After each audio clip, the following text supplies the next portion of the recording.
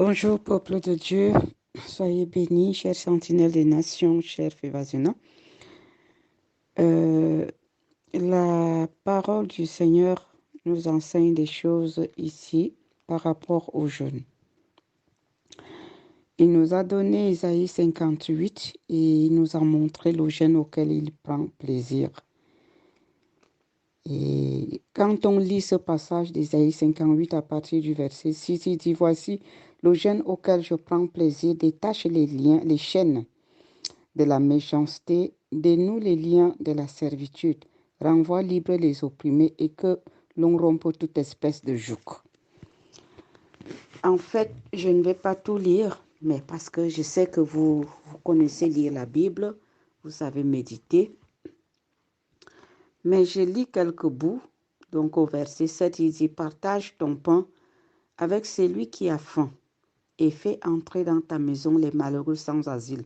Si tu vois un homme nu, couvre-le et ne te détourne pas de ton semblable. Alors la lumière poindra. » Voici la suite, après avoir fait tout ce que le Seigneur dit. Au verset 8, il dit « Voici le résultat. Alors ta lumière poindra comme l'aurore et ta guérison germera promptement. Ta justice marchera devant toi et la gloire de l'Éternel t'accompagnera. Alors tu appelleras et l'Éternel répondra. » Vous avez vu la suite? Quand il nous dit de renvoyer libre les opprimés, il nous donne des instructions ici à partir du verset 6. Dénoue les liens de la servitude, renvoie libre les opprimés et que l'on rompe toute espèce de joug.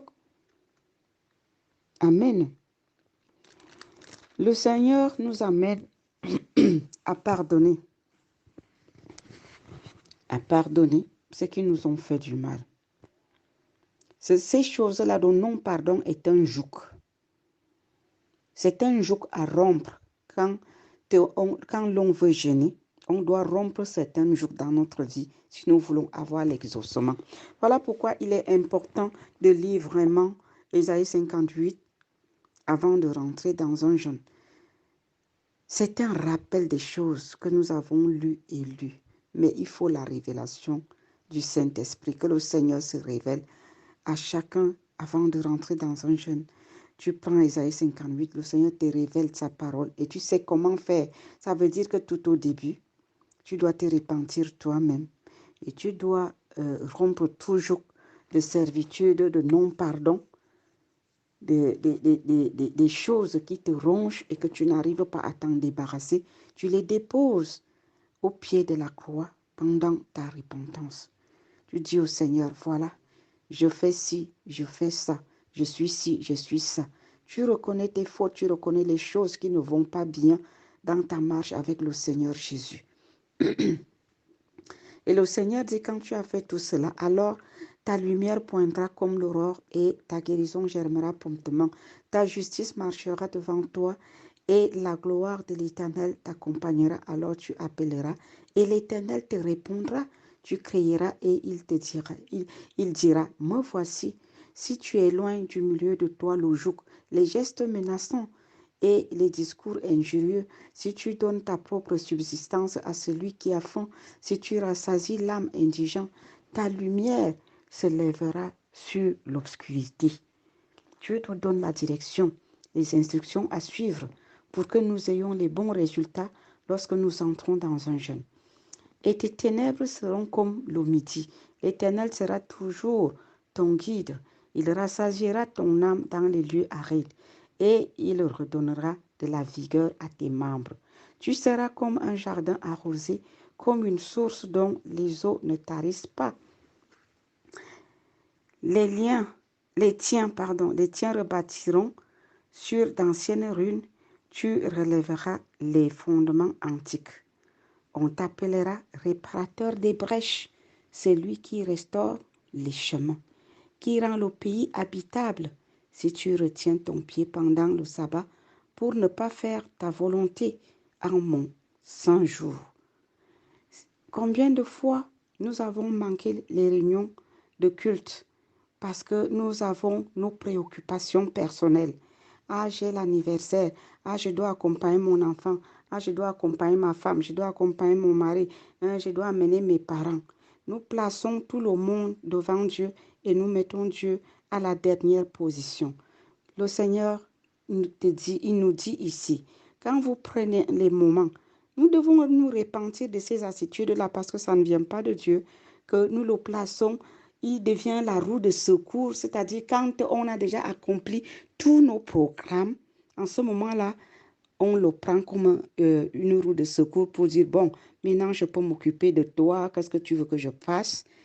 Mais avant cela, si j'ai un ami, une amie qui doit arriver, Dieu doit attendre avec ses programmes.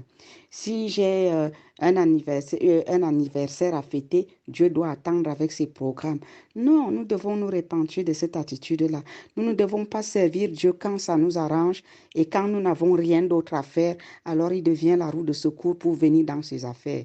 Nous devons nous repentir. Si nous voulons avoir l'exaucement de nos prières pendant nos jeûnes, c'est des choses que nous devons mettre sur le tapis et demander pardon à Dieu parce que nous avons piétiné son autorité et nous l'avons négligé, nous l'avions placé en dernière position dans notre vie et nous avons placé nos intérêts en avant.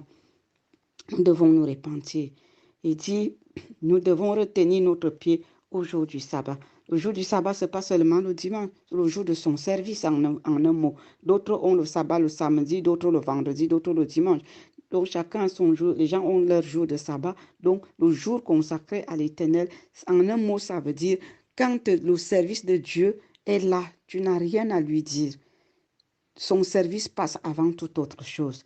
Si tu fais du sabbat tes délices pour sanctifier l'Éternel en le glorifiant, et si tu l'honores en ne suivant point tes voies, en ne te livrant pas à tes penchants et à de vains discours, alors tu mettras ton plaisir en l'Éternel et je te ferai monter sur les hauteurs du pays. Je te ferai jouir de l'héritage de Jacob, ton père, car la bouche de l'Éternel a parlé. Jugez vous-même, mes chers frères et sœurs, s'il est nécessaire qu'on tienne des discours tels que « Ah, je suis occupé, ah, j'avais déjà planifié un voyage, ah, j'avais déjà planifié un déplacement », si ces discours-là sont nécessaires, ou alors le résultat que nous recherchons auprès de Dieu, c'est qu'est-ce qui est nécessaire pour nous, qu'est-ce qui est avantageux, la réponse que nous recherchons auprès de Dieu, ou alors les discours que nous tenons, ah, j'avais déjà planifié, j'avais déjà programmé que je vais aller à tel anniversaire, que je veux recevoir tel, que je vais aller à tel voyage, ah, j'avais déjà planifié. Est-ce que c'est ça qui est important dans votre propre vie? Nous ne servons pas Dieu pour quelqu'un, nous ne servons pas Dieu pour Dieu, mais nous servons Dieu pour nous-mêmes, parce que ce que nous faisons, c'est ce résultat-là que nous récoltons. Oui, il faut que ça soit dit. Et pendant que, si vous prenez un jeûne, rappelez-vous de tout ce que l'Esprit de Dieu est en train de vous parler là aujourd'hui. Mettez-vous à genoux, demandez pardon à Dieu de l'avoir négligé, d'avoir placé ses affaires en dernière position et d'avoir placé vos intérêts devant. Vraiment, repentons-nous et demandez aussi pardon à Dieu pour le non-pardon que nous avons dans les cœurs, parce que nous ne pouvons pas entrer dans un jeûne avec le Seigneur sans libérer nos cœurs, sans libérer les prisonniers qui sont à l'intérieur de nous.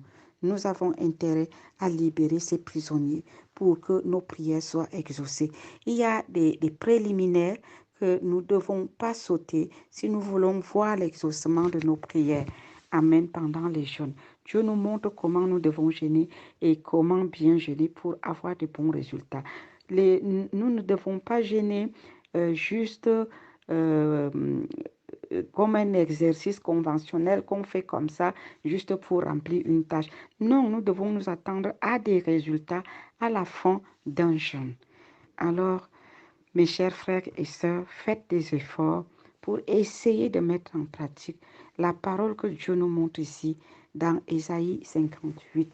Et le Seigneur vous exaucera comme il a promis. Car nous entrons dans des moments difficiles où Dieu ne veut pas des tièdes. Il vaut mieux être froid ou bouillant, mais pas tiède. Il vomira les tièdes. Que le Seigneur vous bénisse. Au nom de Jésus-Christ. Amen.